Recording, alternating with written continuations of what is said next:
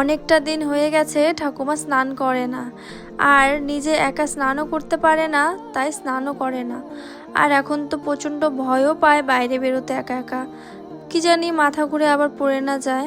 তার মধ্যে এখন আবার বর্ষাকাল, প্রত্যেক দিন যখন তখন বৃষ্টি চলে আসছে, তাই ঠাকুমা স্নানও করতে পারছে না। নমস্কার, আমি মমতা বর্মন। কোচবিহারের একটি গ্রামে আমি আর আমার বৃদ্ধ ঠাকুমা বসবাস করি। আজকে প্রায় অনেক দিন হয়ে গেছে ঠাকুমা স্নান করে না।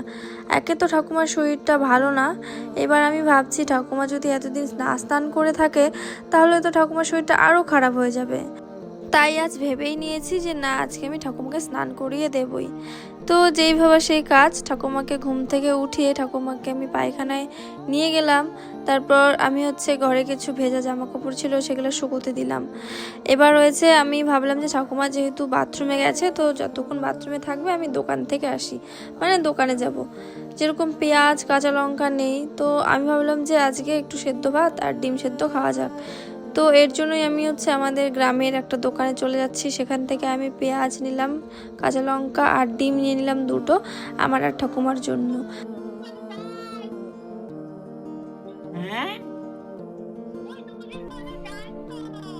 সরো সরো, কত কি কম খায় না, এখন উঠছে। কত না তুই যা। কি মা, মাইও কেমন আছে?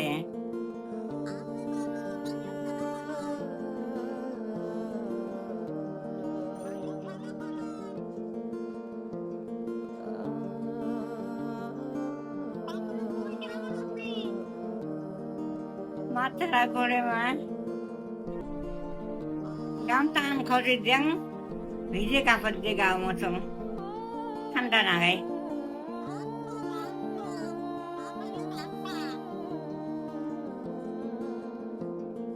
আজকে সবজি গুনা খায়ার দিন আজ যাচ্ছে। বললাম কি আমি রাখি, হ্যাঁ ঠাকুমাকে স্নান করাই দেই। হ্যাঁ, নাহলে দেরি হয়ে যাবে আবার, কারণ রোদটাও আছে, বারবার রোদ যায় আসে। হ্যাঁ তুই কাজ কর। হ্যাঁ দেই, ভাত হলে দেই, ভাত দেই। ঠিক আছে, হ্যাঁ করবো না। বাড়িতে এসেই দেখি ছোট বোন কল করেছে, তাই ছোট বোনের সঙ্গে ঠাকুমা একটু কথা বলে নিল। একটা কথা ভাবলে তো খুবই অবাক লাগে, এই মানুষটার এতটা বয়স হয়েছে কিন্তু ইনি এখনো সবাইকে চেনে, এখনো কাউকে ভুলতে পারেনি। বোনকে বলছে বোনের মেয়ে কিরকম আছে না আছে, তো এটাই বোন বলেছে দুদিন পরে আসবে ঠাকুমাকে দেখতে। আমিও বলেছি ঠাকুমার শরীরটা ভালো নেই, তো চলে আসিস, বেশি একটা দেরি করিস না। তো এই কথা বলে তারপর রেখে আমি ঠাকুমার জন্য গরম জল করলাম। হালকা গরম জল করেই স্নান করিয়ে দেব, তাহলে ঠান্ডাটা লাগবে না। প্রথমে মাথায় জল দিয়ে দিব, তারপর শরীরে জল দেব। ভেবেছি যে শ্যাম্পু করিয়ে দেব, যেহেতু অনেকদিন ধরে স্নান করে না, মাথাটা ভার হয়ে আছে। শ্যাম্পু করিয়ে তারপর মাথায় তেল দিয়ে দিব। আগে যখন ঠাকুমার শরীরটা ভালো ছিল তখন তো ঠাকুমার দিনে অনেকবার স্নান করতো, মানে গত বছরের কথা বলছি। গত বছর গরমের সময় ঠাকুমা একা একাই স্নান করতো অনেকবার। তখন আমি প্রচুর বকেছি ঠাকুমাকে, বলেছি এতবার স্নান করতে নেই, না হলে তোমার শরীর খারাপ করবে। কিন্তু ঠাকুমার শরীর খারাপ হতো না, ঠাকুমা যে দিনে 3-4 বার করে স্নান করতো গরমের সিজনে, তাও ঠাকুমার শরীর খারাপ হতো না। ঠাকুমা একদম গরম সহ্য করতে পারে না। আর এখন এই মানুষটাই ঘরের মধ্যে সারা দিন শুয়ে থাকে, একা একা কিচ্ছু করতে পারে না, না স্নান করতে পারে না বাইরে বেরোতে পারে। বাইরে তো বেশিক্ষণ বসেও থাকতে পারে না, ওনার নাকি খুব মাথা ঘোরায়। বাইরে যদি কিছুক্ষণ বসে থাকে তাহলে আমায় বলে ঘরে দিয়ে আসতে। আমিও বলি কতক্ষণ আর ঘরে থাকবে তুমি, কতক্ষণ আর একা একা ঘরের মধ্যে শুয়ে থাকবে, বাইরে থাকো একটু ভালোও লাগবে। কিন্তু ওনার যে মাথা ঘোরায়, উনি বাইরে বসে থাকতে পারে না। আমিও আর বেশি জোর করি না, উনি যখন যেটা বলে সেটাই করি। স্নান করিয়ে দেওয়ার পর আমি ওনাকে জামা কাপড় পরিয়ে দিয়েছি। তারপর ওনার একটু মাথায় তেল দিয়ে দিলাম, শরীরে তেল দিয়ে দিলাম। স্নান করিয়ে দেওয়ার পর উনি বলছে ওনার নাকি ভালো লাগছে, মাথাটা হালকা লাগছে, শরীরটাও হালকা লাগছে। যাই হোক, এটা শোনার পর আমার খুবই ভালো লাগছে যে না, আমি যা করেছি এটা সার্থক হয়েছে। তারপর আমি ঠাকুমাকে বললাম তুমি রোদে একটু বসে থাকো, তাহলে শরীরটা আরও ভালো লাগবে। তারপর আমি ঠাকুমাকে এক গ্লাস জল দিয়ে দিলাম। ঠাকুমার প্রচুর জল পিপাসা পেয়ে গেছে, ঠাকুমা নিজেও বলছে আমাকে এক গ্লাস জল দে। তারপর আমি চলে গেলাম রান্নাঘরে, যে আমি ভাত করেছিলাম আর আলু সিদ্ধ করেছিলাম। এবার ডিমটাকে আমি ছুলে নেব আর আলু সিদ্ধটাকে মেখে নেব। তারপর আমি ঠাকুমাকে খেতে দিয়ে দিব। ঠাকুমারও অনেকটা খিদে পেয়ে গেছে আমি জানি, কারণ বেলা হয়ে গেছে অনেকটা। আমি তো সকাল থেকে এখনও মুখটা পর্যন্ত ধুইনি, কারণ আমি যদি আমার নিজের পিছনেই সময় দিই তাহলে আমার অনেকটা লেট হয়ে যাবে। তো আমি ভেবেছি যে না, ঠাকুমাকে খাইয়ে দাইয়ে শুইয়ে দিব, তারপর আমি মুখ ধুয়ে ব্রাশ করে তারপর আমি নিজে খাবো।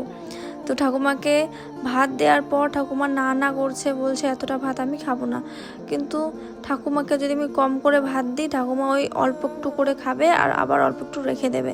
তাই একটু বেশি করে ভাত দিয়েছি যেন উনি একটু বেশি ভাত খায়, কিন্তু উনি একদম ভাত খেতে পারে না এখন।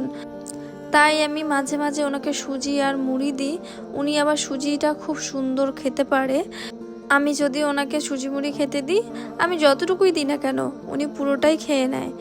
কিন্তু সুজি মুড়ি খেলে তো আর হবে না, ভাতটাও খেতে হবে, তাই না? তারপর ঠাকুমা খাওয়া দাওয়া করে নিয়েছে, একটু রোদেও বসেছিল, তারপর বলছে আর বসে থাকবে না, বাইরে ঘরে যাবে। তাই আমি ওনাকে ঘরে নিয়ে যাচ্ছি। উনি যে একদমই শরীরে শক্তি পায় না, এর জন্য আমি কি করব বুঝতে পারছি না। তো আপনাদের যদি জানা থাকে তাহলে অবশ্যই আমাকে কমেন্ট করে জানান, আমি চেষ্টা করব করার। আমার ইউটিউব চ্যানেলে একটা দাদাভাই কমেন্ট করেছেন।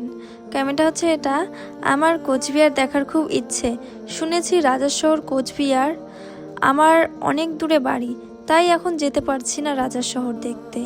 আর আমি আপনার বিষয়ে কিছু জানি, এই আপনার ভিডিওতে দেখছি। জীবনে আপনি অনেক দুঃখ কষ্ট পেয়েছেন, অনেক কাছের মানুষদের হারিয়েছেন, তাই আপনার ঠাকুমাকে নিয়ে খুব কষ্ট হয়। জানো মমতা, যারা ভালো হয় তারাই এই পৃথিবীতে বেশি দুঃখ কষ্ট পায়। আপনার কথা একদম ঠিক। আর আপনি এত সুন্দর একটা কমেন্ট করেছেন, তার জন্য আপনাকে অনেক অনেক অনেক ধন্যবাদ। আমার ইউটিউব চ্যানেলে আপনি সাপোর্ট করেছেন, তার জন্য অনেক অনেক ধন্যবাদ। আপনারা যারা আমার ইউটিউব চ্যানেলের নাম এখনও জানেন না বা এখনও সাবস্ক্রাইব করেননি, তো আপনাদেরকে বলছি, আমার ইউটিউব চ্যানেলের নাম মমতা বর্মন। তো আপনারা তাড়াতাড়ি আমার ইউটিউব চ্যানেলে যান, গিয়ে সাবস্ক্রাইব করুন। আমি জানি আপনারা আমার পাশে থাকবেন, আমাকে সাপোর্ট করবেন, অনেক অনেক ভালোবাসা দেবেন। তো সবাইকে অসংখ্য ধন্যবাদ আমার পাশে থাকার জন্য। তারপর আমি নিজেও ভাত বেড়ে নিয়েছি, খেতেও বসে পড়েছি, প্রায় আমার খাবার শেষের দিকে। তো আজকের ভিডিওটা আমি এখানে শেষ করছি, দেখা হবে নতুন কোনো ভিডিওতে। আর আপনাদের কীরকম লাগলো আমার এই ব্লগটি অবশ্যই কমেন্ট করে জানাবেন। আর ততদিন সবাই সুস্থ থাকবেন, ভালো থাকবেন, দেখা হবে নতুন কোনো ভিডিওতে। টাটা।